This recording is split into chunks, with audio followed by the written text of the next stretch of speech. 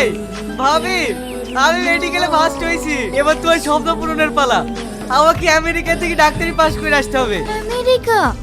সে তো অনেক দূর, তোকে ছাড়া আমি থাকতে পারবো? ওকে 10 জনে একজন হতে হবে। বিলেত যেতে কত টাকা লাগবে? মোটামুটি লাখ 10 টাকার ব্যাপার। না, তুই যাবি। এতগুলো টাকা কোথায় পাবে?